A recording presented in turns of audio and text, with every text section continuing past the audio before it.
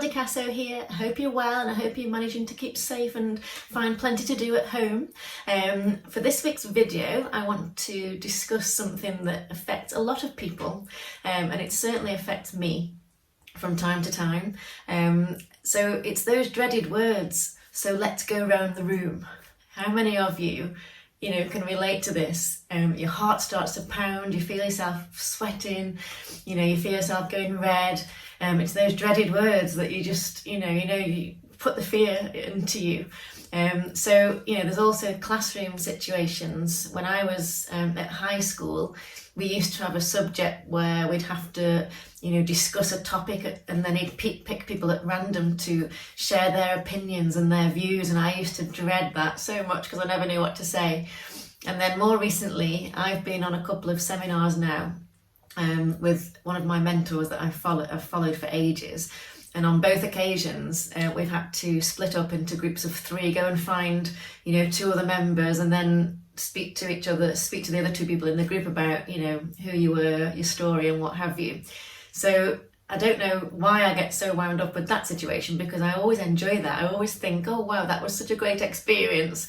I wonder why I got so mithered about it, because I've met some really lovely people doing that.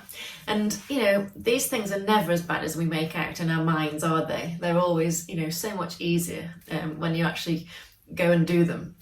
Anyway, I've got some tips for you that I think will help. So the first one is to have an affirmation for yourself. Now, the one that I love to use is one by Mike Dooley. You might know Mike Dooley from appearing on The Secret, but one of his affirmations is, I always say the right thing to the right person. And I absolutely love that one, because I just think, it's going to help you out in so many different areas and so many different situations. So just constantly tell yourself that you always say the right thing.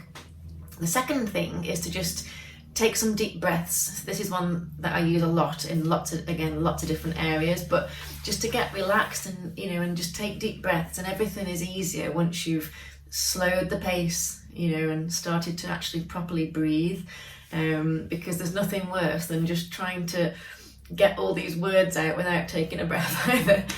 You'll end up talking too fast and you'll get in a mess. Number 3 is to pay attention to what's already going on in the conversation. So whatever situation you're in, just listen properly.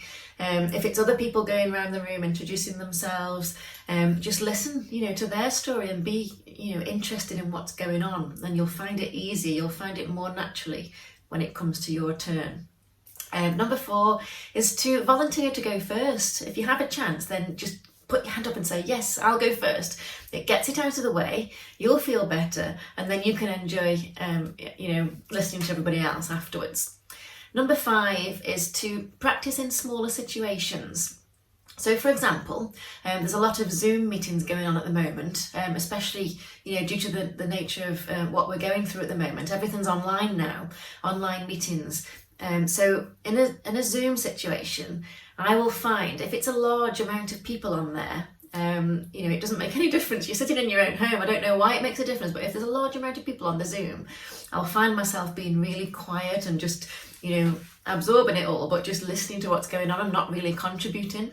But if it's a smaller amount of people, so say for example, it's just sort of, 4 or 5 people, then I'll find myself much, more readily talking and contributing, and I even run the Zooms myself. So I have run Zooms that have been a larger number of people, but I think when it's that classic case of you just don't know when to chirp in, you don't know whether when you speak up somebody else is going to speak at the same time, so you're not going to be heard, and it's just that sort of self-consciousness about the whole thing. So yeah, but if you practice in smaller situations and then build up to the bigger ones, that will really help you.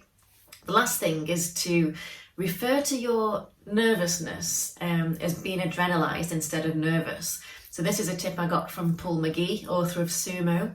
And he just said, if you're adrenalized, it turns that nervousness into excitement instead of nerves. So it's just such a, it's a better feeling, and it's a better way of describing the way that you feel as well. So so all these tips have helped me and still do today. So I hope you'll go ahead and try them out. And I'll see you all very soon. And if you've got any ideas for future videos, please let me know. Bye for now.